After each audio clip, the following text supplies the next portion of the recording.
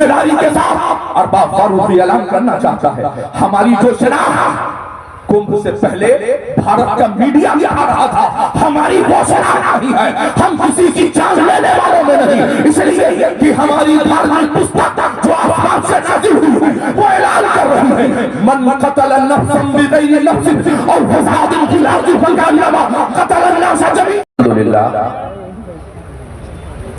अल्हम्दुलिल्लाह नहमदुहु व नस्तईनुहु व नस्तगफिरुहु व नु'मिनु बिही व नतवक्कलु अलैहि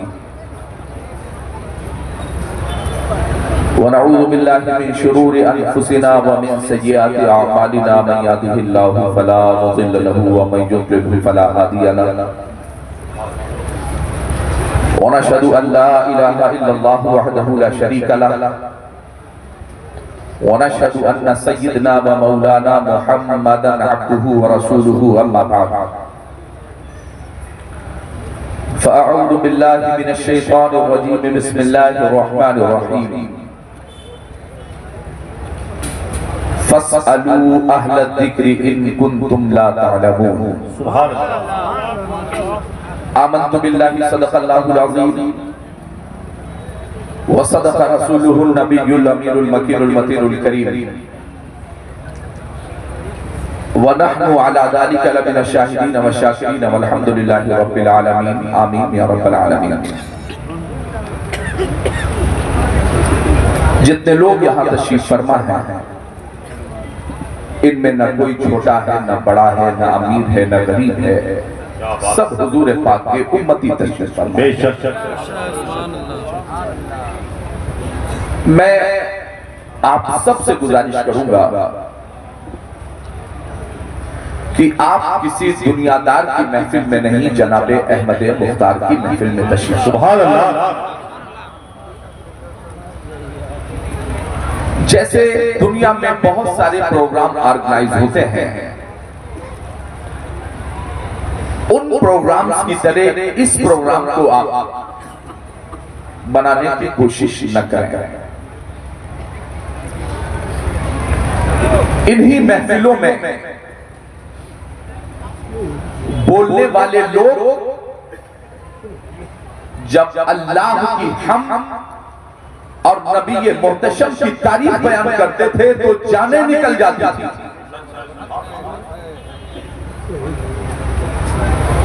आज हालात ये हैं कि बोलने वाला खतीब भी, बोलने वाला आलिम भी, वो भी मुंह में दबा के बैठा है और सामीन हर दो कुर्सी के बाद कमला पसंद की गंदगी फैलाते हुए नजर आते हैं।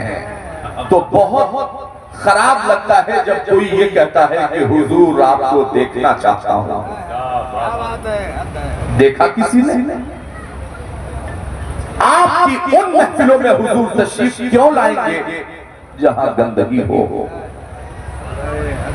मीडिया के जिम्मेदार साथी मौजूद हैं, मैं सबका प्रिंट इलेक्ट्रॉनिक मीडिया के साथियों का दिल की गहराइयों से शुक्रिया अदा करता हूं। इस पूरे कायनात में सबसे पहले अगर किसी ने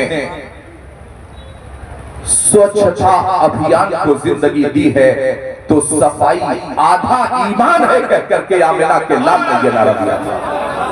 जिंदाबाद जिंदाबाद।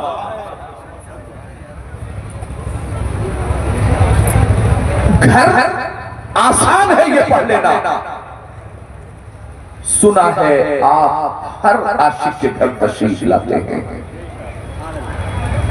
मगर क्या हमारे घरों में जिसकी दहलीज साफ न हो, जिसका लिबास साफ न हो, जिसका ख्याल साफ न हो, दिलो दिमाग में बेईमानियां चल रही हों, हुजूर वहां आएंगे? नहीं, हुजूर आए हैं कहां? मकान हो शरफुद्दीन बोसीरी जैसा तो मेरे आका तशरीफ लाए हैं। सुभान अल्लाह। मकान हो छप्पर का, बगदाद की बुढ़िया इंतजा करे तो मेरे आका तशरीफ लाए हैं। वो किसी और का पैगंबर होगा जो दुनिया से जाने के बाद मिटा होगा। मेरे इमाम ने एक नहीं दो मरतबा कसम खा के बताया, तू जिंदा है वल्लाह, तू जिंदा है वल्लाह, मेरी चश्मे आलम से सुभान अल्लाह सुभान अल्लाह जिंदाबाद। मैं अपने सभी साथियों से और आशिकाने मुस्तफा से गुजारिश करूंगा कि कुछ अर्ज़ो मारूज और गुफ्तगू से पहले आइए हम सब अपनी गुलामी का सबूत पेश करें। अदब के साथ सभी लोग बारगाह रिसालत में दरूद पाक पढ़ने। अल्लाहुम्मा सल्ली अला सय्यिदना व मौलाना मुहम्मदिन बारिक वसल्लिम तिब्बिल कुलूबि व दवाइहा व आफियतिल अबदानि व शिफाइहा व नूरिल अबसारि व ज़ियाइहा व आलिहि व सहबिही दाइमन अबदा। मेंबर शरीफ पर जमात अहले सुन्नत की ये कई अबतरी शख्सियत हैं, बल्कि मैं ये कहूं कि डुमरियागंज इलाके के दिलो दिमाग की हैसियत रखने वाले ये असातिज़ाए मदारिस, जिम्मेदार उलमा जो मिंबर शरीफ पर बैठे हैं, जिनके लिए मैं रोज पढ़ता हूं कैसे कैसे ये मुसलमान, ये से मुराद मैं उन लोगों की बात कर रहा हूं जो 10 साल तक मदरसों में रहकर यह तालीम हासिल करते हैं कि मिंबर पर जाना, भीड़ भाड़ देखकर, अमीर कबीर की फॉर्च्यूनर, इंडिवर और पजेरो देखकर उसकी तारीफ न करने लगना। तारीफ मिंबरों से जब भी करना तो मिजाजे रजा के साथ करूं, मदहे अहले तवल्लुह पड़े इस बला में मेरी बला पता हुआ अपने करीम का मेरा दीन पारे। जिंदाबाद जिंदाबाद सुभान अल्लाह। इस मिजाज के साथ तो कैसे कैसे ये मुसलमान जो 8,000 पर आपके बच्चों को इश्क़ रसालत की घुट्टियां पिला रहा है, इस महंगाई के दौर में भी जो आपके बेटों को आयतुल कुर्सी, ईमान मुजबल, ईमान मुफस्सल, वजू, गुस्ल और नमाज के फराइज, सुनन, वाजिबात बता रहा है, तो जब दुनिया में मैंने देखा कि एक डॉक्टर अगर वो हड़ताल करता है तो सारे डॉक्टर्स का पैनल उसके साथ खड़ा हो जाता है। वकला की हड़ताल होती है तो सारे वकला उससे हो जाते हैं। यहां तक कि ड्राइवर्स अगर उनका यूनियन हड़ताल का ऐलान कर दे तो चक्का जाम हो जाता है, हुकूमतों को घुटने टेकने पड़ते हैं। तो जब सब अपनी अपनी बिरादरी, अपनी अपनी जमात की बात करेगा तो ये हक मुझे भी हासिल है कि मैं भी अपनी बिरादरी की बात रखूं। कैसे कैसे ये मुसलमान नजर आते हैं, मेरे कपड़ों में भी नजर आते हैं, तुम अमीरी में भी फकीरों की तरह लगते हो, हम चटाई पे भी सुल्तान नजर आते हैं, तुम अमीरी में भी फकीरों की तरह लगते हो। मुमकिन है कि किसी साथी को कुछ प्रॉब्लम हो कि चंदा देकर स्टेज लगवाएं हम, भीड़ भाड़ इकट्ठा करें हम, और आपने हम ही पर उलट दिया। हो सकता है बात किसी के दिलो दिमाग में हो, तो ये मैंने उन लोगों को नहीं कहा है जो अपने दायरे के अंदर हैं, मैंने उनको कहा है कि आज से 30-40 साल के पहले जब कपड़े फट जाते थे तो लोग सुई धागे से सिल के पहनते थे, तब कहीं बाहर निकलते थे, और आप 1800 का फटा हुआ जींस पहन के घूम रहा है। लगता है डुमरियागंज रोक के मस्जिद का चंदा बाद में, इसका चंदा पहले लगा के ठीक ठाक कपड़ा पहना दिया जाए। तो अमीरी में भी इंसान रहा है, इंसानियत घट गई। कल तक दरवाजों पर बड़े बुजुर्गों को बिठाया जाता था कहीं कुत्ता दाखिल ना हो जाए, अब कुत्ता बिठाया जा रहा है आदमी दाखिल ना हो जाए। कल तक भाई के लिए जमीन छोड़ दी जाती थी, आज जमीन के लिए भाई को छोड़ दिया जा रहा है। बहुत अच्छी चीज। कल तक दो लोगों में लड़ाई झगड़ा हो, तीसरा छोड़ाता था, सुलह कराता था, आज तीसरा वीडियो बना के जल्दी से फेसबुक पर उसको अपलोड करता है, व्यूज मेरे बढ़ जाएंगे, मेरा काम आगे चल निकलेगा। मगर यकीन कीजिए, मैंने कहा कि तुम अमीरी में भी फकीरों की तरह लगते हो, जानते हैं क्यों? इसलिए कि आपने अपने बेटों को अंग्रेजी तो इतनी पढ़ाई कि अंग्रेजों की जुबान फर बोलता है, मगर मुस्तफा की जुबान इतनी भी न पढ़ाई कि बेटा तुम्हारे कब्र पर सूरे यासीन भी पढ़ सके, बेटा सूरे मुल्क की तिलावत भी न कर सके, बेटा गरीब नवाज और फैजुल रसूल और अली रिया से वो वहां से लोगों को बुला कुरान पढ़ने के लिए। सोचिए, हर शख्स जितने यहां बैठे हैं सब बीमार, पूरी कौम बीमार, रोज दवा हो रही है, मगर क्या यह सच नहीं कि पूरी कौम बीमार है? कोई गाना सुनने का बीमार है, कोई फिल्में देखने का बीमार है, किसी को बीमारी झूठ बोलने की लगी है, कोई सूद खोरी कर रहा है उसकी बीमारी उसे लगी हुई है, हर शख्स बीमार है। जब आप ये मानते हो कि हर शख्स बीमार है तो इलाज कौन करेगा? इलाज क्या दुनिया का डॉक्टर करेगा? वो आपके जिस्मानी मर्ज का इलाज कर सकता है, मगर जो बीमारियां आपको गलत बात की बीमारियां पड़ी हुई हैं, हरामकारी की, हरामखोरी की, हक मार लेने की, ये जो बीमारियां हैं इसे कौन खत्म करेगा? तो आपने उलमा से सुना होगा कुरान करीम, कुरान मजीद, कुरान हकीम, यानी कुरान सिर्फ मुर्दों को बख्शवाने वाली किताब नहीं है। कुरान हकीम ये मुर्दा दिलों के इलाज के लिए कायनात में कोई आसानी किताब उतरी है तो उसे कुरान हकीम कहा जाता है। सुभान अल्लाह, सुभान अल्लाह। कुरान हकीम, कुरान, इतने सारे लोग यहां बैठे हैं, आप मुझे बताइए सबकी गर्दनों पर सर है, जितने बैठे हैं कोई ऐसा नहीं, अगर कोई ऐसा होता तो शायद कुंभ जैसे भगदड़ यहां भी मच गई होती। सबकी गर्दनों पर सर है। जब सबकी गर्दनों पर सर है तो सिर्फ 45 तलबा को, 45 तलबा को बुला करके स्टेज पर उनके सरों पर दस्तारे फजीलत क्यों रखे जाएंगे? जिंदाबाद, जिंदाबाद, जिंदाबाद। इतने बड़े मजमे को छोड़कर डॉक्टर साहेबान की जमात भी है, इंजीनियर साहेबान भी हैं, प्रोफेसर भी हैं और बिजनेसमैन भी हैं। आप सबको छोड़कर 45 बच्चों को स्पेशल उलमा के मुकद्दस हाथों से दस्तारे फजीलत, दस्तारे हिफ्ज़, दस्तारे तिरब उनके सरों पर क्यों रखी जाएगी? और दिमाग लगाइए, सोचिए कि दस्तारे फजीलत क्यों?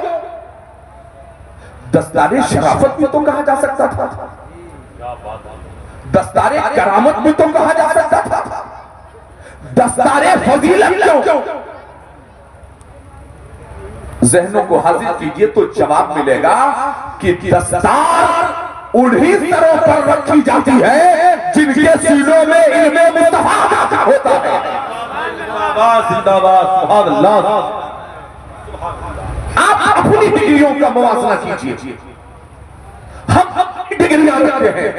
मुहर्रम बाबू इसको देखो जरा सा,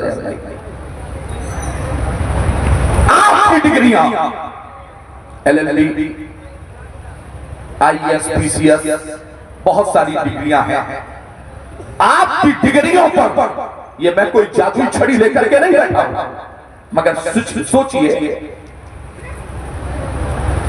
आपकी डिग्रियों पर मोहर होती है आपके कॉलेज के किसी जिम्मेदार की, मैनेजर की, नाजिम की, सदर की। ये आपकी डिग्रियां हैं जिस पर मोहर है किसी दुनियादार की। ये हमारी डिग्रियां हैं जिस पर मोहर है जनाब अहमद मुख्तार की। फरमाया कायनात में बड़ी बड़ी महंगी महंगी गाड़ियों से चलने वालों, याद रखना कि तुम्हारी डिग्रियां चाहे जितनी महंगी हो, मगर जिन डिग्रियों को बारगाहे मुस्तफा से इजाजत मिल रही है उस पर लिखा हुआ है खैरुकुम मन तअल्लमा अल-कुरान व अल्लमा।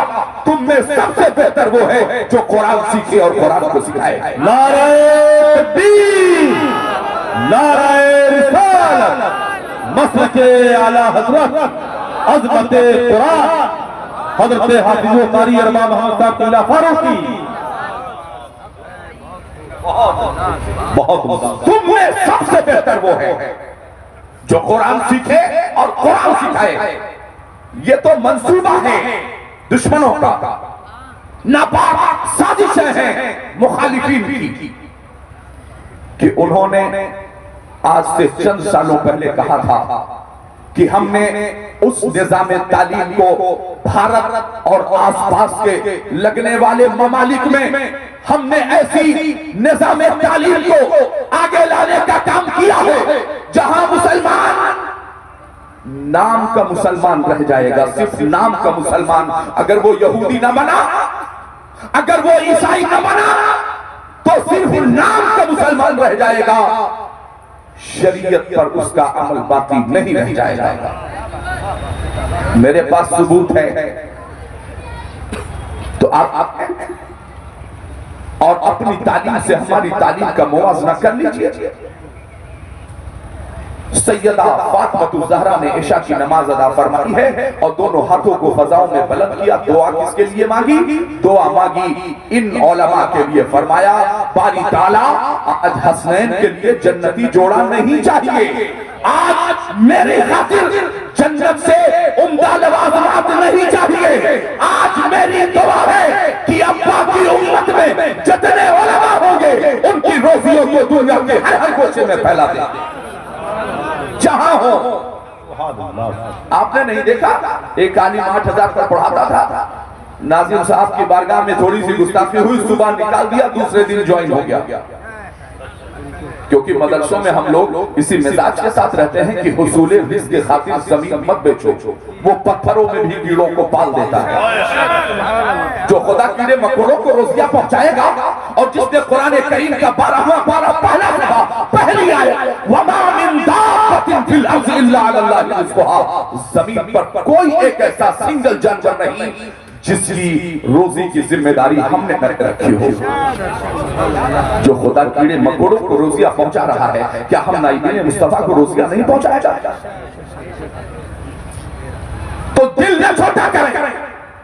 मैं मुबारकबाद पेश करता हूं उन अफराद को लॉकडाउन के बाद लोगों की मदरसे बंद हो जाएंगे, लोगों ने सोचा था कि तालीम का सिलसिला खत्म हो जाएगा। हुकूमती मिशन एक तरफ, मैं अपने तौर पर कर रहा हूं कि लोगों ने सोचा था कि मदरसे बंद हो जाएंगे, मगर खुदा की कसम मदरसे बिल्डिंगों का नाम नहीं है। जब कुछ नहीं था तो मुस्तफा करीम ने अपने हुजरे के सामने पत्थर पर और चबूतरे पर बिठा करके सहाबे किराम को तालीम देने का काम किया। तो मैं आप सबसे एक जो जरूरी बात कहना चाहता हूं कि आपके बच्चे अभी उनके सरों पर उलमा मशाइख के मुकद्दस हाथों से दस्तारे फजीलत, दस्तारे आलमियत, दस्तारे हिफ्ज़ो क़िराअत, इंशाअल्लाह वो लम्हा आने वाला है कि थोड़ी देर के बाद इंशाअल्लाह तबारक व तआला आप अपने माथे की निगाहों से देखेंगे। मैंने कहा कि आप में से किसी को नहीं, सिर्फ 45 बच्चों के सरों पर दस्तारे फजीलत। क्यों? इसलिए कि उन्होंने 5 साल, 3 साल, 8 साल मेहनत की है, असातिज़ा की मार खाई है, डांटे सुनी है, कभी खाना मिला है, कभी नहीं मिला है, कभी भूखे सोने पड़ा है। आप 7 बजे सोकर उठते हो, ये 3 बजे उठ करके एक आयत को 100 मरतबा पढ़ा जाता है, तब कहीं आधा सफा एक सफा तैयार होता है उस्ताद की बारगाह में सुनाने के लिए, तब कहीं हिम्मत जुटाई जाती है कि साहब अब चलते हैं एक सफा सुनाने के लिए। तो दस्तारे फजीलत, दस्तारे करामत क्यों नहीं? इसलिए कि करामत तो तकवे से नसीब होता है। बात रही बहुत। इसलिए कि शराफत को नसब से मैसर आती है, दस्तारे फजीलत इसलिए है क्योंकि इन्होंने इल्मे दीने मुस्तफा को अपने सीने में जगह दी है, और जब तक इल्म नहीं हासिल करोगे तब तक तुम किसी पर फजीलत नहीं पा सकते। अल इल्म वसीलतुन इला कुल्ली फजीलत, इल्म ही है जो आपको बुलंदियों पर ले जाती है। इल्म जिस हैसियत का भी हो, एक बड़ा शहजोर पहलवान जो खुदा की बारगाह में सर नहीं झुकाता, एक वक्त आता है कि वो हज्जाम के सामने अपना सर झुका देता है। हज्जाम जिधर चाहता है उसके सर को घुमाता है, उस तरह फेरता है। तो पूछा, इतना ताकतवर इंसान वो खुदा के सामने नहीं झुक रहा है और हज्जाम इधर उधर घुमा रहा है? तो आवाज आई इसलिए क्योंकि उस हज्जाम को, दुकान वाले को, सैलून वाले को बाल काटने का इल्म है। इल्म की वजह से, उस नॉलेज और जानकारी की वजह से बड़े बड़े ताकतवर अपने सर को झुकाए हुए, जहां कहता है वहीं एडमिट। इल्म है। उलमा तशरीफ फरमा है, इनसे पूछिए क्या हर कुत्ते से शिकार खेलना जायज है? तो कुरान कहता है नहीं, हर कुत्ते से शिकार नहीं खेल सकते। शिकार उन कुत्तों से ही खेला जा सकता है जिस कुत्ते को शिकार खेलने का इल्म सिखा दिया गया हो। जिस शिकारी कुत्ते को शिकार खेलने का इल्म सिखा दिया गया हो वो आम कुत्तों जैसा नहीं होता। तो वो सीना कर दिया गया हो वो आम की तरह कैसे हो सकता? क्या बात रही, जिंदाबाद जिंदाबाद, जवाब। और मेरे आका की हदीस पाक सुनिए क्या फरमाया। मैं इन नसाज़ करम को, अइम्मे मसाजिद को और तालिबान उलूम नबुव्वत को मुबारकबाद पेश करता हूं। कितने खुशनसीब हो आप। मेरे करीम आका ने फरमाया, खुलिक़तिस सादातु मिन सुल्बी। जिन सैयदों को देख रहे हो क़यामत तक देखते रहोगे, इन्हें मेरे हुस्न का फैज़ हासिल है। खुलिक़तिस सादातु मिन सुल्बी, उन्हें मेरी हुस्न का फैज़ हासिल है। मगर उलमा के बारे में फरमाया, वक़ुलिल उलमाउ मिन सदरी, मगर ये उलमा का ताल्लुक मेरे सीने से है, मेरे दिल के करीब है। किसे जिम्मेदारियां दी जा रही है जानते हो? सैयदों को पुष्पे मुस्तफा का फैज़ हासिल है, इन उलमा को सीने मुस्तफा का फैज़ हासिल है। सुभान अल्लाह। और फिर मेरे आका इरशाद फरमाते हैं, ए मेरे गुलामों, मेरे उम्मतियों, उग़दू आलिमन। मैं जदीद तालीम की तरफ भी आऊंगा। मज़हब इस्लाम ने कभी मुखालफत नहीं की है असली तालीमात की, मगर मेरे करीम आका इरशाद फरमाते हैं, ए मेरे उम्मतियों, अगर बनना चाहते हो तो उग़दू आलिमन, मेरी शरीयत के आलिम बन जाना। बेशक बनना चाहते हो तो मेरी शरीयत के आलिम बन जाना। फरमाया अगर किसी वजह से आलिम न बन सको, आगे इरशाद फरमाया, औ मुतअल्लिमन, तो तालिबे इल्म बन जाना। सुभान अल्लाह। अपने असातिज़ा की दरसगाहों में जाना, बैठना, उनसे सीखना। अगर आलिम नहीं बन सकते, तालिबे इल्म नहीं बन सकते, तो फरमाया औ मुस्तमिअन, उनकी गुफ्तगू सुनने वाला बन जाना। तीन जमानत मेरे आका ने दी, तो आलिमन और मुतअल्लिमन और मुस्तमिअन। या रसूल अल्लाह, इतना वक्त नहीं है कि मैं जलसे जुलूस या दरसगाह या इज्तिमाअत को ज्वाइन कर सकूं। मेरे लिए क्या हुक्म है? सुनो, उलमा से बुग़्ज़ रखने वालों, इस्लाम करो अपनी। अल्लाह के हबीब ने फरमाया, उग़दू आलिमन, नहीं बन सकते, और मुतअल्लिमन, ये भी नहीं हो सकता, और मुस्तमिअन, ये भी नहीं हो सकता। फरमाया और मुहिब्बान, उनसे मोहब्बत करने वाले। हमारी निजात। नारे तकबीर, नारे रिसालत, मसलके आला हज़रत, जश्न गरीब नवाज, दारुल उलूम गरीब नवाज, जिंदाबाद। तो उलमा से मोहब्बत, ये नाइबे मुस्तफा क्यों है? इन्हें ही क्यों कहा गया? नाइबे मुस्तफा इन्हें क्यों कहा गया?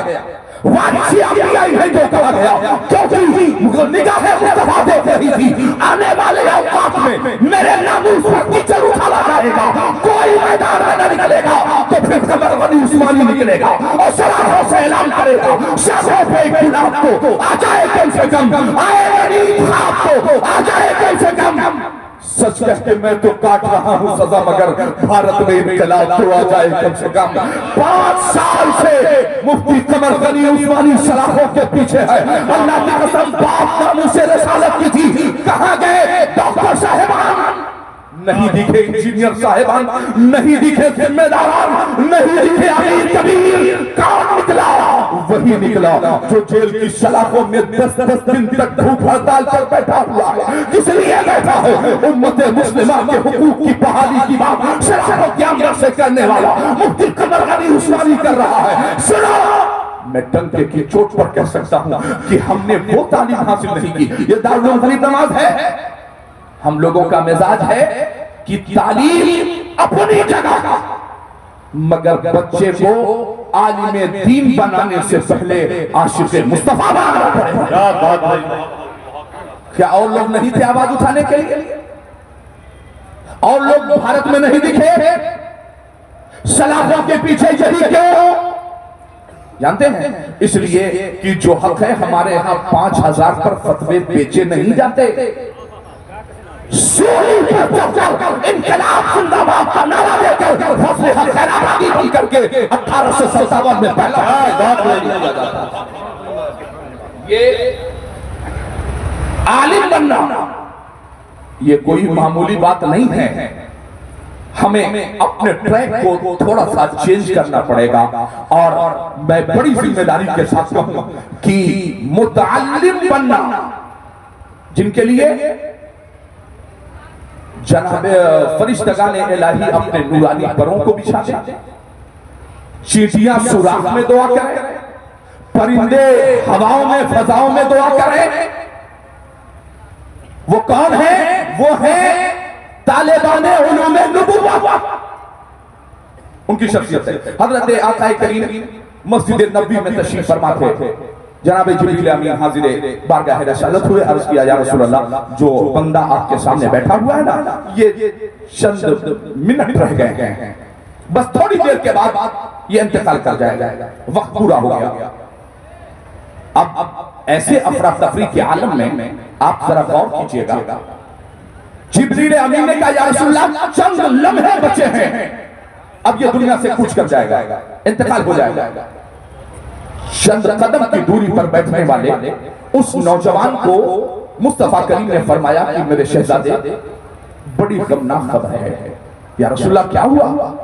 अल्लाह के हबीब इरशाद फरमाते हैं कि ए नौजवान, अभी अभी जिब्रील अमीन आए थे और उन्होंने बताया कि तेरी जिंदगी के जो औकात हैं, जो तेरी सांसें हैं, वो मुकम्मल हो चुकी हैं। चंद लम्हों के बाद तू इंतकाल कर जाएगा। घर चला जाओ, अपनी माँ से मुलाकात कर ले, घर चला जाओ, अपने बाप से मुलाकात कर ले, जो तेरी जरूरतें हैं पूरी कर ले, चंद लम्हे बाकी हैं। नौजवान बड़ा होशियार था, जिसने ईमान की हालत में निगाहें अपनी निगाहों से चेहरे वज़ुहा को देखा हो, वो मकाम सहाबियत पर फाइज है। खड़े हुए, बजाय पीछे जाने के उठे और आगे आए, हुजूर के करीब आए, अपने हाथ को सरकार के कदमाने नबूवत पर रखा, फरमाया, या रसूल अल्लाह, मेरा ये ईमान है कि मेरी माँ इतना मोहब्बत नहीं करती, मेरा बाप इतना प्यार नहीं करता, लाल मुझसे प्यार करता है।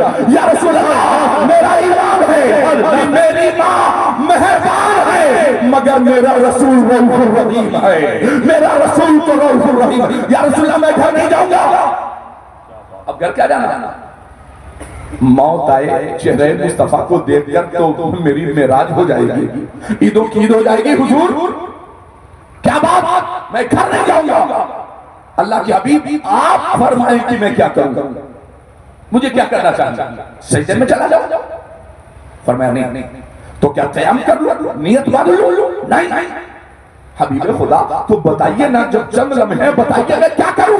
सरकार फरमाते हैं, ए मेरे सहाबी, ज़ान अदब तय कर ले, तू तालिबे इल्म बन जा, मैं मौलवी बन जाता।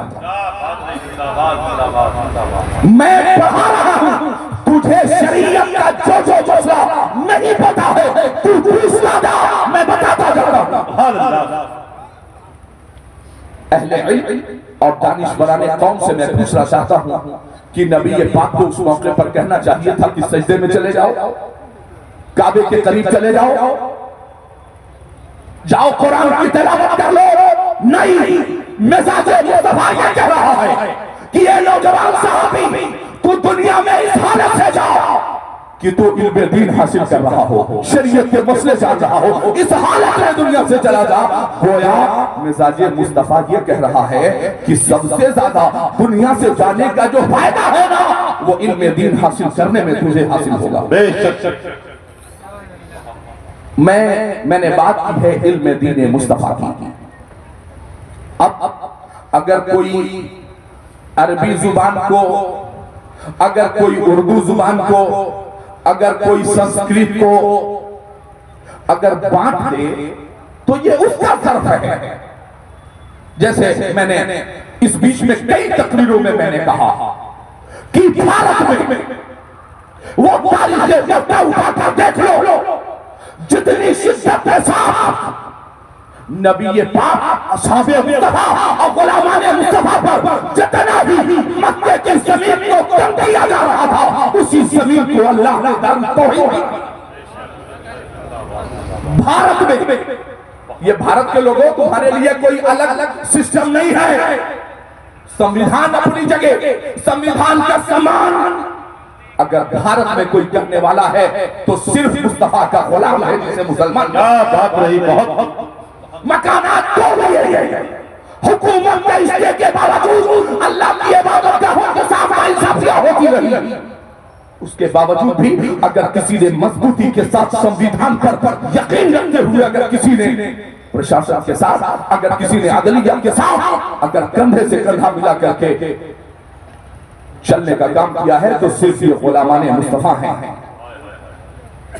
और यकीन कीजिएगा, बड़ा मजमा है, मैं ऐलान करके जा रहा हूं कि इस वक्त भारत की सरजमीन पर अखलाक़े मुस्तफा और किरदारे रसूल को जमीन पर लागू करने का इससे अच्छा मौका नहीं मिल सकता। जितनी नफरत में दुनिया पैदा कर ले, जितना चाहे जुल्म तशद्दुद के पहाड़ तोड़ ले, तो अखलाक़े मुस्तफा का पैदल कर जमीन पर उतर जाना अल्लाह की कसम। मैं डंके की चोट पर कहता हूं, दुश्मन चाहे जितना ताकतवर हो मगर मेरे रब से बड़ा ताकतवर कभी नहीं हो सकता। अल्लाह ने कुरान में कहा वल्लाहु अअलम बिआदाइकुम। कहां है वो साजिश करने वाले लोग, कहां है तुम्हारे खिलाफ तदबीरें करने वाले लोग? हम जानते हैं तुम्हारा दुश्मन कौन है। वकफा बिल्लाहि वलिय्यन वकफा बिल्लाहि नसीरा।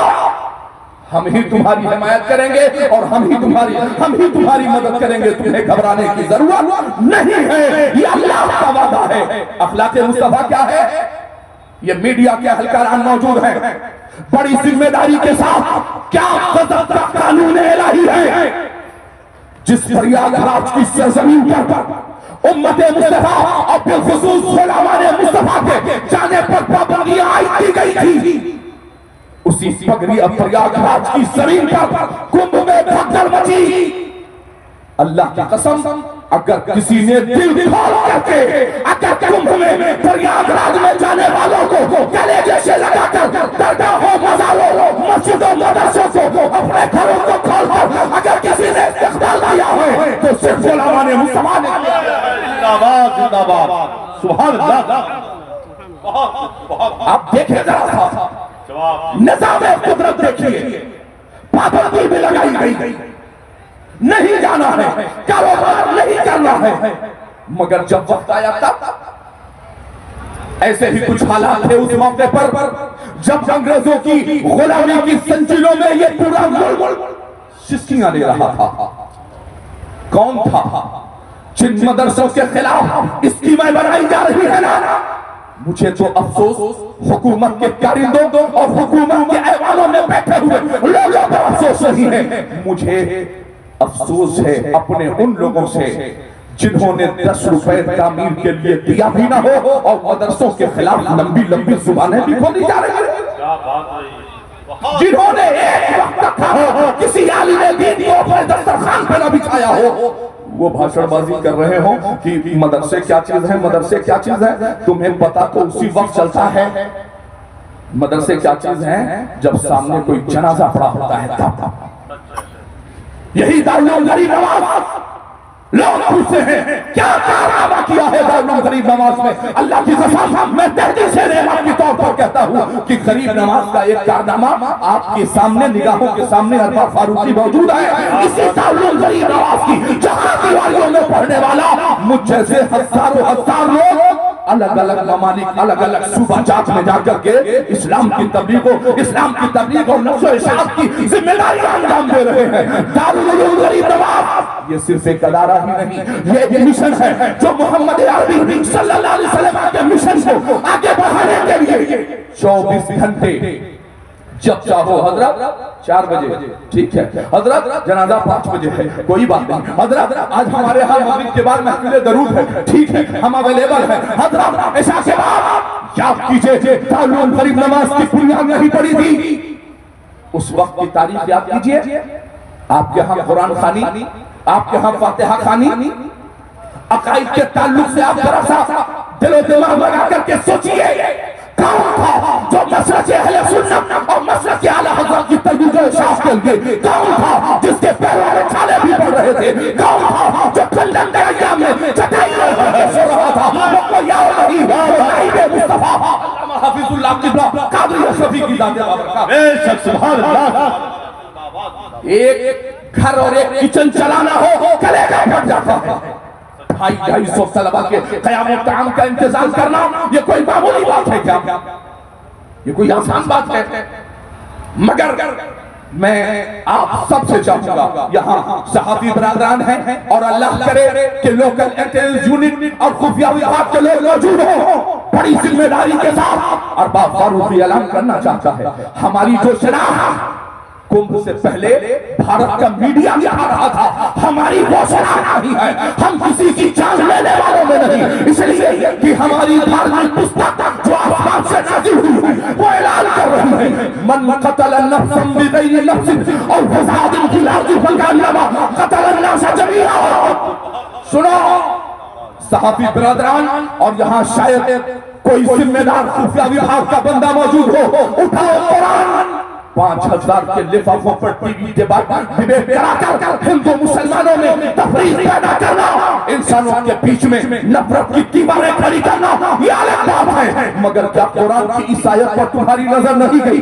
मन क़तल नफ्सन बिग़ैरि नफ्सिन और फ़सादिन फ़िल अर्ज़ि फ़कअन्नमा क़तल अन्नास जमीआ। इस पूरे जमीन पर पूरे ब्रह्मांड पर भारत की बात कुरान ने नहीं की। कुरान एक मुल्क के लिए नाज़िल नहीं हो रहा था, कुरान एक कम्युनिटी के लिए नाज़िल नहीं हो रहा था, कुरान एक समाज के लिए नाज़िल नहीं हो रहा था, कुरान एक बिरादरी के लिए नहीं चल रहा था। कुरान आ रहा था तो शासन पे मामले आ रहा था। ए मुसलमानों दावत देने का काम सिर्फ उलमाए अहले सुन्नत का नहीं है। कुरान ऐलान कर रहा था कुंतुम खैरा उम्मतिन उखरिजत लिन्नास, लिल मोमिन नहीं कहा। मीडिया के साथियों नोट कीजिएगा हमारे पवित्र कुरान ने कहा लिन्नास, लोगों के कल्याण, लोगों के वेलफेयर, लोगों के फलाह बहबूद के लिए। ये नहीं कहा कि कुरान मुसलमानों के लिए ना, कुरान ने कहा मन क़तल नफ्सन बिग़ैरि नफ्सिन और फ़सादिन फ़िल अर्ज़ि फ़कअन्नमा क़तल अन्नास जमीआ। इस पूरे ब्रह्मांड पर एक कतरा खून, ये नहीं कहा नमाजी का, हाजी का, गाजी का, मुजाहिद का, आलिम का, फाजिल का, नहीं किसी भी इंसान का, वो हिंदू हो या मुस्लिम, अगड़ा हो या पिछड़ा, दलित हो या पसमानदा, बैकवर्ड हो या फॉरवर्ड, एक कतरा खून अगर जमीन पर किसी का नाहक बहा तो कुरान कहता है क़तल अन्नास जमीआ। समझ लो पूरी मानवता का खून हो गया, समझ लो पूरी इंसानियत का जनाजा निकल गया। यार ये पैगाम कौन दे रहा है? कुरान दे रहा है। फिर अल्लाह कहता है इस जमीन पर तुम ही वो बेहतरीन जमात हो जो लोगों को अच्छी बातों का हुक्म देते हो, बुरी बातों से मना करते हो। कौन? लिन्नास, लोगों के कल्याण के लिए, लोगों के वेलफेयर के लिए। हज़रात यही जब मैंने कुंभ के मेले पर नजर डाली है ना, अल्लाह की कसम, कुंभ के मेले से पहले जो हमें बताया जा रहा था कि साहब ऐसा दुकानें नहीं लगेगी, इनका जाना बैन किया जाता है, नहीं जाएगा कोई, तो ऐसा महसूस हो रहा था जैसे हम आक्रांता हो, ऐसा महसूस कराया जा रहा था जैसे हम दहशतगर्द हो, ऐसा बताया जा रहा था जैसे हम आतंकवादी हो। मगर अल्लाह की कसम, तारीख इलाहाबाद उठा करके देख लो, अखलाक मुस्तफा का मजहर बनकर अगर मज़ारात से लेकर मस्जिद और मदरसा से दरवाजे खोलकर 25,000 के लोगों के खाने का इंतजाम बिना धार्मिक भेदभाव के किया है, तो गुलामान मुस्तफा ने किया है, अल्लाह के हबीब के उम्मतियों ने करने का काम किया है। अब कहाँ है मीडिया? आप चैनल के लोग इसे क्यों नहीं दिखाते कि वो मुसलमान जिसे दहशतगर्द बताया जा रहा था वो तो मसीहा बनकर निकला। उसी कुंभ के मैदान में हमने देखा है मुस्लिम डॉक्टर को पंपिंग देते हुए, किसे एक संत को बचाते हुए मैंने एक गुलाम मुस्तफा को देखा है। खुदा की कसम, कुरान की याद आ गई, एक गुलाम मुस्तफा, याद करो वो किरदार जिस लॉस एंजलिस की सरजमीन पर अज़ान की आवाज पर पाबंदी तक लगा दी गई थी। अल्लाह की कसम, चंद दिनों के पहले आग लगी, आग बुझाने के लिए कुछ और नहीं, जो हबीब खुदा ने अज़ान का तरीका दिया था वही कहा गया है। और आदेश आया वहां का जिसने बेगुनाहों पर बमों बारूद की न जाने कितनी बारिश की है, वहां से आवाज आई, हमने रोकने का काम किया था, अब मगरिब और जुमा मालिक से दिया करो, बलाएं भाग जाएंगी, मुसीबतें भाग जाएंगी। मैंने क्या कहा, इस जमीन पर तुम्हें अखलाक मुस्तफा को जमीन पर लेकर के उतरना है। नबी के मुख्तसर की जरा तारीफ उठाओ। अल्लाह के हबीब की बारगाह में एक बद्दू आया, आने के बाद उसने कहा कि अल्लाह के नबी, मैं चंद जरूरतों के तहत आया हूं, मुसाफिर हूं, गुजर रहा था, आपके बारे में सुना, मैंने कहा दर्शन करता चलूं। ठीक है, कोई बात नहीं। नबी ये पाक साहिब दौलत ने खाना खिलाया, किसे? उस बंदू को, गैर मुस्लिम को खाना खिलाया, और खाना खिलाने के बाद कहा कि शाम हो गई है, जाना मत, रुक जाओ, ठहरो, रात गुजार लो, सुबह होगी चले जाना। उसने कहा ठीक है। सुबह हुई, रात में लेटा, सुबह जाने के वक्त उसने रफ़े हाजत के लिए बजाय इस्तिंजा खाने में जाने के, उस दौर में जैसी सुविधाएं मौजूद थी वहां जाने के, पता चला कि उसने उसी जगह, उसी हुजरे में उसने इस्तिंजा किया और फिर जल्दी से निकल करके भागा। दिल में कुछ और था, निगाहें कुछ और कह रही थी, जल्दी जल्दी वहां से भागा, अपना बटुआ भूल करके गया था, चंद कदम चल के गया, यार रही सही कमाई जो बटुए में थी वो वहीं छूट गई, लौट करके आया। जानते हैं नबी पाक साहिब लौलाक सल्लल्लाहु अलैहि वसल्लम ने किसी सहाबी से नहीं कहा, ए मेरे सहाबी जरा जल्दी से सफाई अभियान यहाँ पर चला दो। अल्लाह के हबीब जो इमामुल अंबिया है, जो शाफ़ी महशर है, जो शाफ़ी कौसर है, जरा देखो ये कैसी बेईमानी है। मैंने कहा कि हमारे दारुल उलूम और हमारे मदारिस इस्लामिया में बच्चों के सीलों में इसलिए मुस्तफा पहले डाली जाती है, इल्म बाद में डाला जाता है। और दर्शकों की, मैं यहाँ कैमरे चल रहे हैं, मीडिया के हलकारान मौजूद हैं, मैं अब्बास फारूकी बड़ी जिम्मेदारी के साथ कहना चाहता हूँ, क्या इंसाफ है? तालीम आप भी दे रहे हो, निज़ाम मुस्तफा की बात कर रहे हो, उसूल मुस्तफा की बात कर रहे हो, अरबी किताबें दरसगाहों में पढ़ाई जा रही है, चेहरा मोहरा इस्लाम लेकर के घूम रहे हो, मगर जब बात सीरत मुस्तफा की आ जाए तो खतीब खड़ा होकर के कह रहा, हमारे नबी दरअसल ऐसे थे ना कि हमारे नबी चलते थे, कोई एक थप्पड़ मारता था तो हमारे नबी खामोशी के साथ चले जाते, हमारे नबी ऐसे थे, वो गुजरते थे उनके कपड़े फटे होते थे, पेवन पर पेवन लगे होते थे, ये बताया जा रहा। हमारे नबी ऐसे थे कि उन्होंने कहा ला इलाहा इल्लल्लाह कहो तो ताइफ में पत्थरों से इस्तेमाल किया, आपका खून सर का खून आपके जूते में आ गया, नाले में आ गया। अरे मियां, जब तुम अपने नौजवानों को, अपने कम्युनिटी, अपने समाज के लोगों को ये बता रहे थे कि वो नबी जो सब मक्के की जमीन पे चल रहा था, पत्थर खा रहा था, तो नबी को जमीन पर चलता हुआ दिखाने वालों, तुमने नबी के सफरे मेराज की बात क्यों नहीं की? अर्श आज़म पर जाने की बात क्यों नहीं की? पहुंचाने की बात क्यों नहीं की? ये कैसा इंसाफ है कि नबी मुहतशम पर पड़ने वाले पत्थर तो दिखाए जा रहे हैं, मगर नबी की मुट्ठी में, अबू जहल की मुट्ठी में कंकरियां कर में रिसालत पड़ रही है। इसे बताया क्यों नहीं जा रहा है? वो नबी जिसे ताइफ के मैदान में मुसीबतों के पहाड़ दिखा करके अपने इक्मल खड़ा करने की कोशिश कर रहे हो, याद रखिएगा कि आपने अगर अपने बच्चों को इश्क़ रिसालत का पाठ नहीं पढ़ाया, मैंने क्या कहा, पहले इश्क़ मुस्तफा। लोग कहेंगे साहब आप भी हवाई बात करते हो, मुझे बताओ क्या आपने उलमाए किराम से बारहा नहीं सुना होगा कि जासूस आया, देखें मुसलमानों का पैगंबर कर क्या रहा है। सहाबे किराम की जमात सामने खड़ी थी, हबीब खुदा ज़ोहर के वजू के लिए आप नमाज की तैयारी कर रहे थे कि वजू कर लिया जाए। सहाबे किराम ने अपने हाथ को एक सहाबी ने लगाया, नीचे दूसरे ने, तीसरे ने, चौथे ने, एक कतरा पानी जमीन पर नहीं गिरा। हुजूर ने चेहरा धोया, हुजूर ने नाक में पानी डाला, हुजूर ने कुल्ली फरमाई, हुजूर ने पूरा वजू मुकम्मल किया, एक कतरा पानी जमीन पर न गिरा। मुझे ईमानदारी से बताइए, वो जो जासूस देख रहा था ना, उसने कहा कि यार भाग करके यहाँ से जल्दी से चलो, और जाकर के उसने चीख पुकार करनी शुरू की। तो कर्नल निकल के आया, जिम्मेदार निकल के आया, उन्होंने कहा कि यार इतना चिल्ला क्यों रहे हो? कहा यार जल्दी से तंबू ताबा उखाड़ो, यहाँ से निकल चलो। क्या हो गया? फौज ज्यादा आ गई, असलहे ज्यादा आ गए, तीरों तलवार ज्यादा आ गए। कहा नहीं, कहा जब मैं पहुंचा तो मुसलमानों का पैगंबर खामोश अदाओं के साथ वजू कर रहा था। कहा फिर? कहा हमने देखा कि एक कतरा पानी जमीन पर गिरने से पहले सहाबा उस पानी को रोक करके या पी ले रहे थे या चेहरे पर मल ले रहे थे। तो कहा फिर इसका क्या मतलब? कहा मतलब ये है कि पैगंबर इस्लाम ने होशियारों की जमात नहीं, सिर्फ दीवानों की जमात पैदा की है।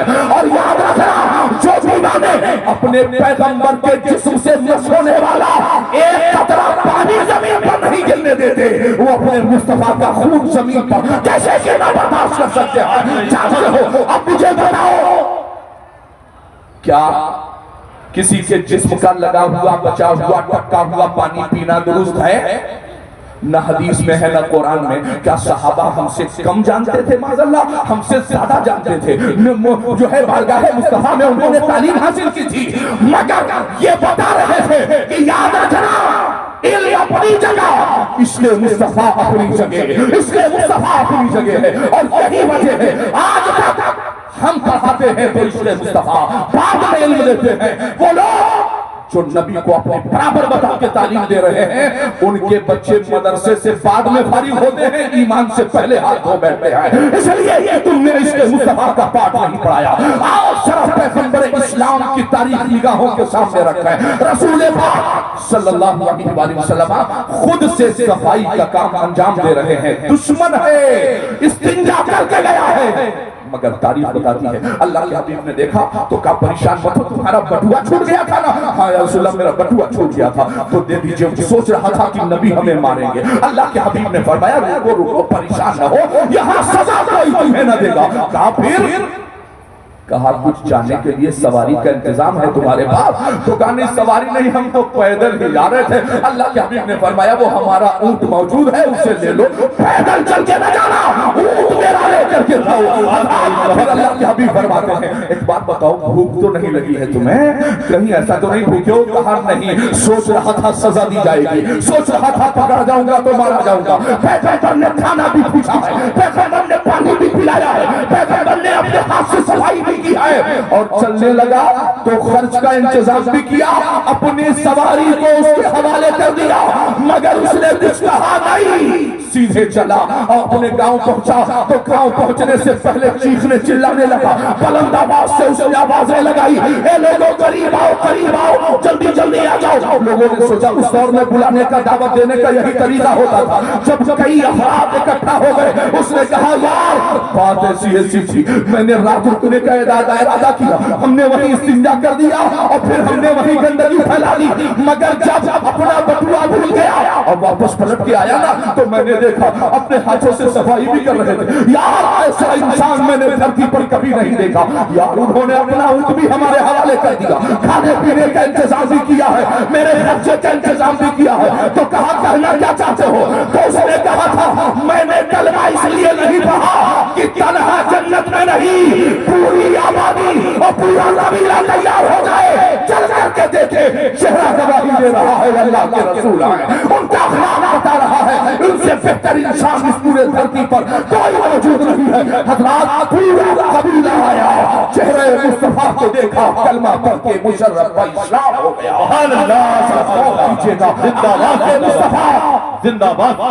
मैं चूंकि वक्त बहुत तेजी के साथ गुजर रहा है, मैं एक आखिरी बात, चूंकि हमारे तमाम पढ़े लिखे दानिश्वर हजरात यहाँ पर मौजूद हैं, मैंने इल्म दीन की बात आपसे की है, तो हमने ये आपसे बिल्कुल नहीं कहा कि 4 बच्चे हैं तो चारों बच्चों को दारुल उलूम करीम नवाज में दाखिला दिला दीजिए। हमने ये नहीं कहा कि अपने हर बेटे को आलिम दीन बना दीजिए, मगर सोचो ये क्या नाइंसाफी है कि एक आंख खराब है तो दारुल उलूम में जाएगा, एक पैर खराब है तो दारुल उलूम में जाएगा। अगर जिस्म के कुछ आज़ा सही नहीं है तो मदरसे में दाखिला करवाया जाएगा, और फिर अपने खूबसूरत टैलेंटेड बच्चे को, तेज तर्रार बच्चे को अंग्रेजों की तालीम हासिल करने के लिए भेजा जाएगा। 1400 साल बाद जब तुम्हारी इस नाइंसाफी को पैगंबर इस्लाम की निगाह में देखा होगा, निगाह नबूवत ने, तो आवाज आ रही होगी, ए मेरे उम्मतियों, कितने बेवफा हो, आज भी मेरी रहमतों को न समझ पाए, तेरे तंदुरुस्त बच्चों को संभाला है अंग्रेजों के कॉन्वेंट ने, और तेरे बीमार बच्चों को आज भी मदरसा संभाल रहा है, तेरे बीमार बच्चों को आज भी मुस्तफा की शरीयत संभाल रही है, तेरा बीमार बच्चा आज भी हाफिज़ कुरान और कारी कुरान बनाने के लिए मदारिस इस्लामिया के दरवाजे खुले हुए हैं। हज़रात, तो मेरे कहने का मकसद ये नहीं था कि अपने हर बेटे को आलिम दीन बना दो, मगर इतना तो बता दो कि हमें कुरान की तिलावत मरते वक्त, मैंने किसी तकरीर में गालिबन बताया है, एक साहब ने अपने बेटे को कहा कि इतना कामयाब तुमको बना देंगे कि जमाना मिसाल देगा, तो कहा ठीक है अब्बा, अमेरिका भेज दिया।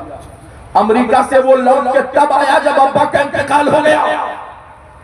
लोगों ने, पड़ोस के लोगों ने नहला धुला के कफन वफन पहना के मैदान में ला करके रखा, तो वो नौजवान, अमेरिकी नौजवान जिसे अब्बा ने सबसे कामयाब बनने के लिए भेजा था, आया और सब बंदी हो गई, तो वो भी सबसे कंधे से कंधा मिला करके खड़ा हो गया, और उसने कहा लो भाई, अब हमारे अब्बा इतने गए गुजरे तो नहीं थे कि उनकी नमाज पढ़ने के लिए आप लोग चटाई का इंतजाम कर सके। अरे साहब, अभी मिट्टी लग जाएगी, सजदा कैसे किया जा सकता है? तो लोगों ने कहा हाँ ठीक किया है तुम्हारे अब्बा ने, इतनी तारीफ दे दी कि तुम्हें जनाजे का पता तक नहीं है।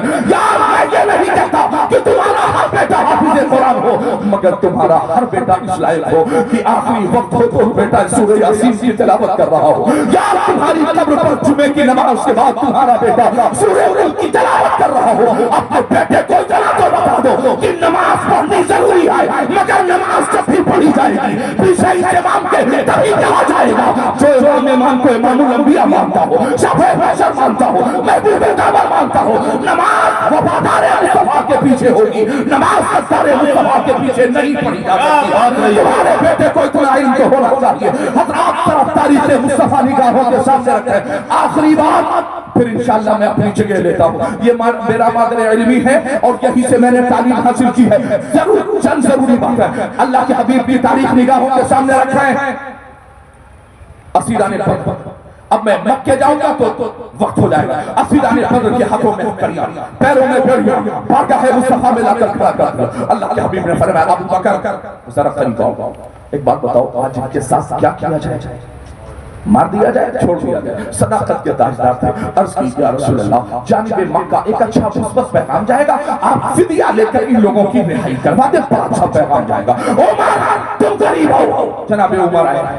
अब वो बोले इस्लाम से पहले मक्के के सबसे बड़े डॉन को उमर कहा जाता था, मगर निगाहे मुस्तफा ने फारूक आज़म बना दिया, यार खलीफे कोई बना दिया। जानते हैं जनाब उमर ने कहा, जो जिसका करीबी रिश्तेदार है वो उसकी गर्दन को मार दे। नबी ये बात फरमाते हैं, नहीं, मैं रहमतल लिल आलमीन ठहरा। ऐसा करो कि आज फिदिया लेकर के इन्हें रिहाई दे दी जाए। अब एक एक करके लाइन कर दिया गया, एक एक करके लोग बरगाह मुस्तफा में आते रहे, फिदिया देते रहे, रिहाई हासिल करते रहे, फिदिया देते रहे, रिहाई हासिल करते रहे। मगर कुछ ऐसे भी लोग आए जो हर चमत्कार को नमस्कार करते थे हाथ जोड़ के खड़े हो गए, घुटना टेक दिया। अल्लाह के हबीब, हमारे पास तो एक दिरहम भी नहीं है, एक रियाल भी नहीं है, एक फुटी कौड़ी भी नहीं है, हम रिहाई कैसे हासिल करें? अल्लाह के हबीब ने फरमाया तो ठीक है, आज मैं उस सजा का इंतखाब करता हूं तुम्हारे लिए, कयामत तक कोई न कर सकेगा। अब पैर हिल रहे थे, यही वो नबी है जिसके गर्दन में चादर डालकर हमने शहर काबा में खींचा था, यही वो मुतारे कायनात है जिनके हाथों में आज पावर है, सत्ता है, ताकत है, यही वो नबी है जिन्हें हमने रास्ते में कांटे भी बिछाए थे, हमने बिलाल के सीने पर पत्थर भी तोड़ा था, हमने मसाइब व आलाम का सामना भी इन्हें करने पर मजबूर किया था। या रसूलल्लाह क्या हुक्म है? जब सब खत्म हो गए तो उन असीदाने बदर को जिनके पास कुछ भी नहीं था, अल्लाह के हबीब फरमाते हैं लाओ उन्हें मेरे करीब लेके आओ, लेकर आए कांपते कदमों से, आज बारगाह रसालत में हाजिर हैं। सुनो, मैंने कहा था मीडिया के अहलकारान खासतौर से ध्यान देंगे, मैंने आपसे कहा था कि इस्लाम सिर्फ कुरान पढ़ने का नाम नहीं है, इस्लाम सिर्फ हदीस मुस्तफा का नाम नहीं है, इस्लाम जमाने के वो तमाम उलूम जो इंसानों के नफा के लिए काम करते हो, इंसानी रुश्द व हिदायत के लिए काम करते हो, हर क्या सुल्तान मोहम्मद फातेह के आखिरी जुमले आपको याद नहीं? जब पढ़ पढ़ करके कई मुल्कों पर परचम मोहम्मदी को बुलंद किया जा रहा था, आपके रान पर, आपके भाई पर एक घोड़ा निकल आया, एक ईसाई आपका फैमिली डॉक्टर था, उसने शहर में घुसे हुए आले से आपका ऑपरेशन किया, आखिरी वक्त में बिस्तर पर लेटने वाला इस्लाम का अजीम मर्द मुजाहिद ये कह रहा था, ए मेरी कौम के लोगों, जहां मुजाहिद बनना जरूरी है, नमाजी बनना जरूरी है, हाजी बनना जरूरी है, गाजी बनना जरूरी है, वहीं हकीम और डॉक्टर बनना भी बहुत जरूरी है। ये देखो, आज मैंने अपने फैमिली डॉक्टर का इस्तेमाल किया है, शहर में बुझे हुए आले से ऑपरेशन किया, चंद ही मिनटों में जिस्म ठंडा हो गया। आखिरी जुमले थे उस मर्द मुजाहिद के। तो पैगंबर इस्लाम ने सजा क्या दी? पैगंबर इस्लाम ने इरशाद फरमाया था, एक कैदी जिसके हाथ में हथकड़ी है उसकी सजा गर्दन नहीं मारी जाएगी, हाथ नहीं काटे जाएंगे, पैर नहीं काटे जाएंगे, उसकी सजा यह है कि एक कैदी सहाबा के 10-10 बच्चों को लिखना भी सिखा दे, पढ़ना भी सिखा दे, यही है सजाए, लिखना भी सिखा दे, पढ़ना भी सिखा दे। बारगाह मुस्तफा में पीछे के रास्ते से जमात आई, या रसूलल्लाह न ये कुरान को मानते हैं न साहिब हदीस को मानते हैं, इनसे किस तालीम की बात की जा रही है? तो मेरे आका मुस्कुराए और इरशाद फरमाया, जहां सहाबा के बच्चों को हदीस और कुरान का इल्म होना जरूरी है, वहीं साइंस और मैथमेटिक्स का इल्म होना भी जरूरी है। दुनिया की सारी सुबानों हासिल करना भी जरूरी है, ताकि सरहद मदीना से बाहर निकलकर जब सहाबा के बच्चे अमेरिका में इस्लाम की तबलीग करना चाहे तो अंग्रेजी का आना जरूरी है, नेपाल की खाड़ियों में जाए तो नेपाली आना जरूरी है, बांग्लादेश में जाए इन्हें मलयालम और तमाम जुबानों का इनके लिए जानना जरूरी है। तो पैगंबर इस्लाम ने असली तालीमात से रोका नहीं है। अपने बच्चों को इल्मे दीने मुस्तफा भी सिखाइए, अपने बच्चों को शौक से डॉक्टर, इंजीनियर, प्रोफेसर और लेक्चर भी बनाइए। अभी चंद लम्हों के बाद आपको इसी स्टेज पर ऐसे अफराद मिलेंगे जिनके सीनों में दुनिया का इल्म भी है और दीन का इल्म भी है। ऐसे लोग इंशाअल्लाह आपको देखने को मिलेंगे। और मैं दारुल करीम नमाज के असातिज़ा अरकान और मुआविनीन को मुबारकबाद पेश करता हूँ। मेरे अभी चंद लम्हों पहले मुलाकात हुई, ऐसे ऐसे बच्चे हैं जो हैदराबाद जाकर तालीम हासिल कर रहे हैं, दारुल करीम नमाज का परवरदा है और अलीगढ़ मुस्लिम यूनिवर्सिटी में तालीम हासिल कर रहा है, जामिया मिल्लिया और पीयू में तालीम हासिल कर रहा है। तो हमने रोका किसी को नहीं है। मैं अपने तमाम अहबाब से गुजारिश करूंगा, अपने बच्चों को इल्मे दीन भी सिखाइए और इल्मे दुनिया भी सिखाइए। कुरान कहता है फस्अलू अहल ज़िक्र इन कुंतुम ला तालमून, जो चीज तुम नहीं जानते हो अहले इल्म से पूछ लिया करो। अहले इल्म कौन है? ये वो है जिनके सीनों में मुस्तफा करीम की शरीयत का इल्म मौजूद है। 8-8 साल 10-10 साल तक जिन्होंने टूटी हुई चटाइयों पर बैठ करके खराब खाना और कमजोर पानी वाली दाल खा करके जिनका आज़म ये बोल रहा है कि मियां हम घबराने वालों में से नहीं हैं, जब भी खाना खराब मिलेगा बर्दाश्त कर लेंगे, हमें कपड़ा अच्छा नहीं मिलेगा बर्दाश्त कर लेंगे, मगर पाक नामों से रिसालत किया गई तो ये क्या क्या निकलेंगे? जो जान मांगो तो जान देंगे, जो माल मांगो तो माल देंगे, मगर ये हमसे न हो सकेगा, नबी का जाहो जलाल देंगे। वारिसे अंबिया हम सिर्फ दावत खाने के लिए ही नहीं है, जुल्म के खिलाफ लड़ने के लिए भी हम वारिसे अंबिया हैं। इंशाअल्लाह हमारा ये कारवां लगातार बढ़ता रहेगा। मैं आने वाले तमाम अहबाब का अपने मादर इल्म की तरफ से दिल की गहराइयों से मुबारकबाद पेश करते हुए मैं इस शेर के साथ अपनी गुफ्तगू खत्म करता हूँ कि जरा सी बेउसूली से कद्दावर टूट जाता है, कभी थोड़े से पानी में शनावर डूब जाता है। कहाँ भागे चले जाते हो तुम सब जानिबे मगरिब, वहां सूरज भी आता है तो जाकर डूब जाता है। मगरिबी तहजीब नहीं, आइए सुन्नते मुस्तफा पर अमल किया जाए, यही बैठ करके तौबा कीजिए। इंशाअल्लाह हम आज के बाद झूठ नहीं बोलेंगे, इंशाअल्लाह हमारी नमाजें आज के बाद कज़ा नहीं होंगी, इंशाअल्लाह हम किसी पर तहमत नहीं लगाएंगे, इंशाअल्लाह हमारा हर उठने वाला कदम शरीयत मुतहरा के मुताबिक उठेगा। अल्लाह तबारक व तआला जो बातें मैंने की हैं सबसे पहले मुझे फिर आप सबको अमल की तौफीक अता फरमाए। वो माला अस्सलाम वालेकुम रहमतुल्लाह। बहुत शुक्रिया। नारे तकबीर, नारे